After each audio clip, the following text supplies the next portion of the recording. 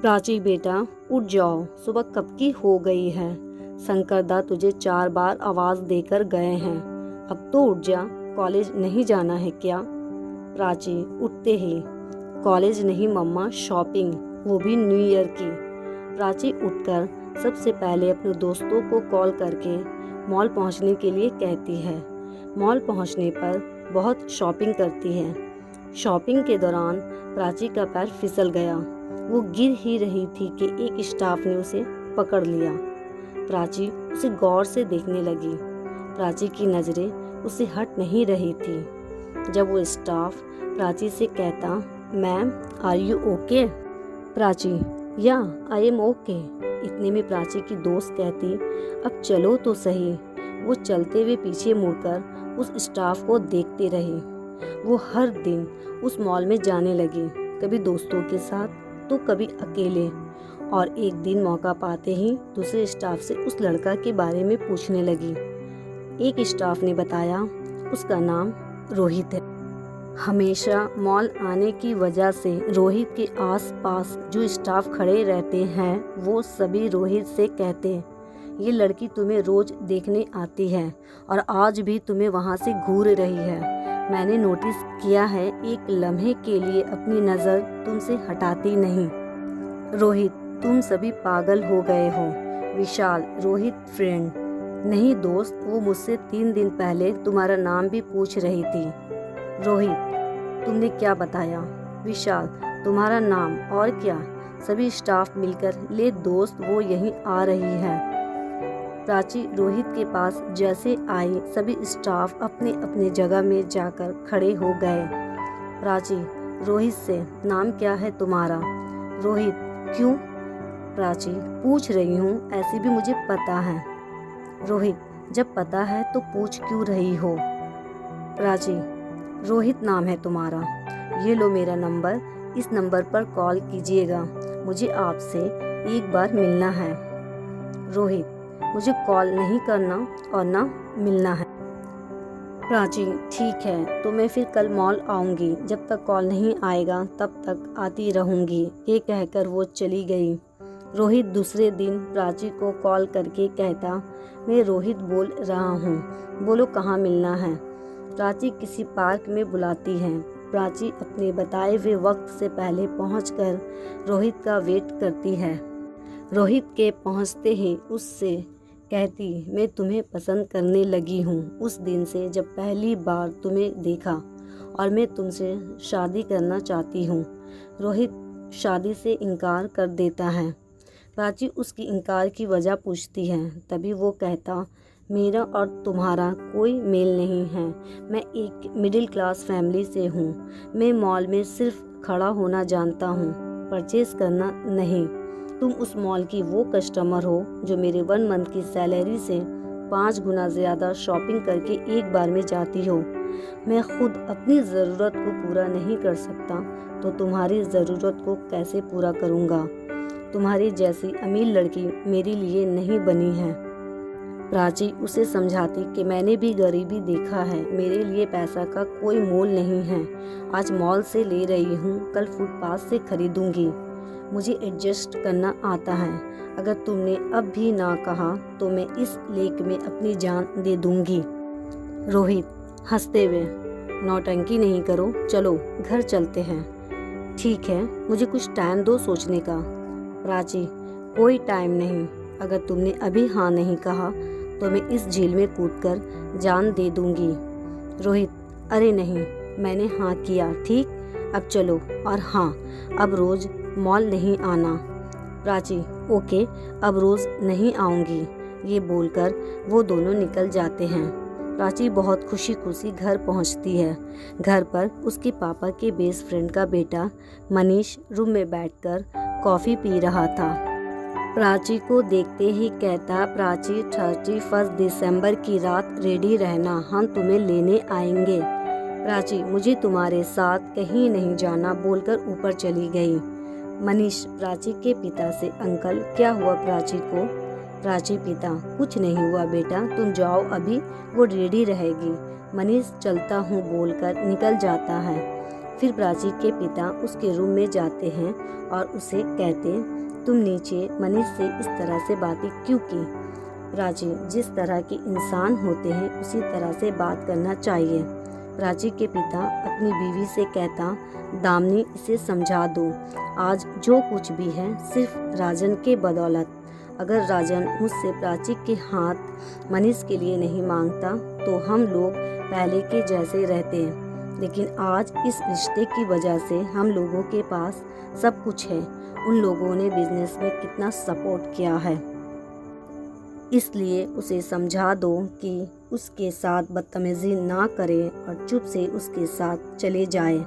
ये बोलकर वहाँ से चले जाते हैं। प्राची अपनी माँ से, मम्मा मैं उसके साथ नहीं जाऊँगी, वो मुझे बिल्कुल पसंद नहीं है। उसकी माँ पसंद तो मुझे भी नहीं है, पर तेरे पापा को कैसे समझाए कि वो लड़का पैसे में मगरूर है। फिर वो भी किचन में चली जाती है। मनीष 31 दिसंबर की नाइट प्राची को लेने आया। वो जाने से इनकार कर दी। मनीष ने कहा, मैंने गैलेक्सी मॉल में पार्टी रखा है। जैसे ही गैलेक्सी मॉल का नाम सुनती है वो जाने के लिए रेडी हो जाती है, क्योंकि रोहित उस मॉल में ही जॉब करता है।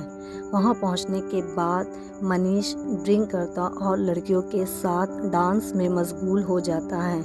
तभी प्राची उस पार्टी से निकलकर रोहित को ढूंढती है। ना मिलने पर रोहित को कॉल करती है तो पता चला वो मॉल के बाहर अपने दोस्तों के साथ पार्टी कर रहा है। प्राची भी उस पार्टी में शामिल हो जाती है। थोड़ी देर बाद रोहित कहता, अब तुम्हें घर जाना चाहिए, तुम अपनी दोस्त के साथ चली जाओ, मैं भी निकलता हूँ।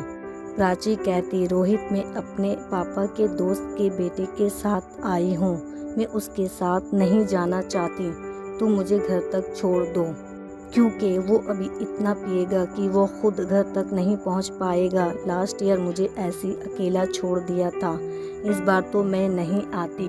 अगर ये मॉल में तुम नहीं होते तो मुझे पता था तुम यहाँ ज़रूर होंगे। रोहित हंसते हुए, अच्छा तुम्हें पता था? ये कहते हुए, ठीक है चलो मैं तुम्हें घर तक छोड़ देता हूँ।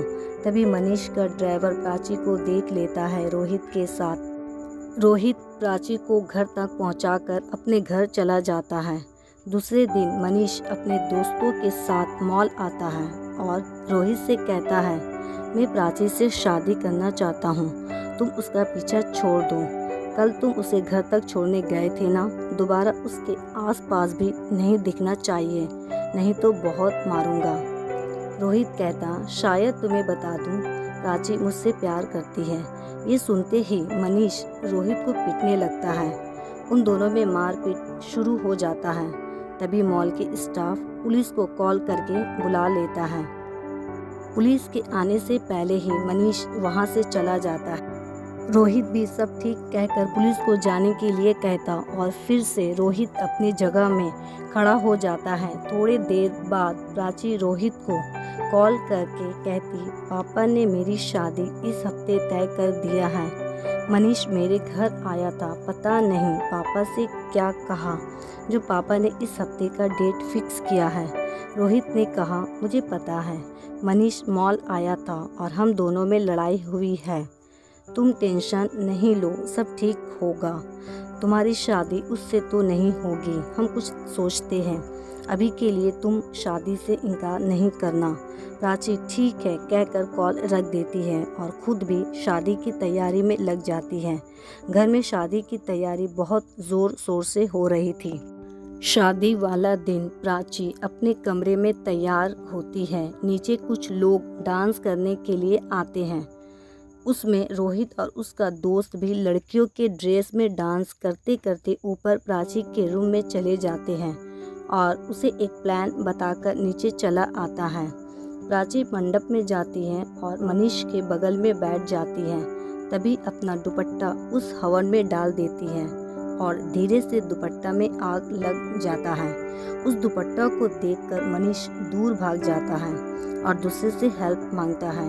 तभी रोहित आकर अपने हाथ से आग बुझाता है और प्राची के पिता से कहता, जो अभी 7 फेरे लेकर वचन ले रहा था वो अभी उसे जलने के लिए छोड़ रहा था कि आप इस लड़के से अपनी बेटी की शादी करवाना चाहते हैं।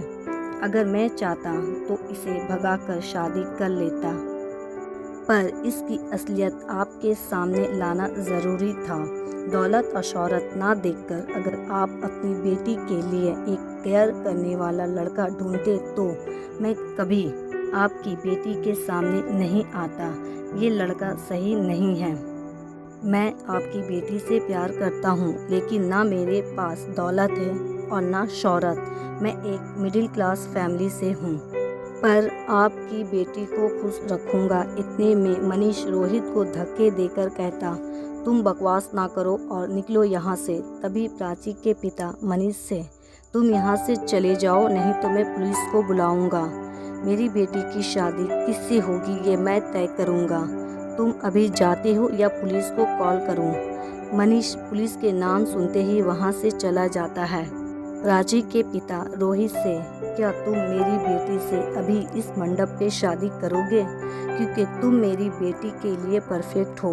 मैं थोड़ा लालची हो गया था, इसलिए एक अच्छा रिश्ता पहचान नहीं पाया। रोहित, सर आपने अपनी बेटी के लिए मुझे काबिल समझा, ये मेरे लिए बहुत बड़ी बात है। वो दोनों मंडप में जाकर बैठ जाते हैं। रोहित और प्राची की शादी हो जाती है। अगर आपको ये कहानी पसंद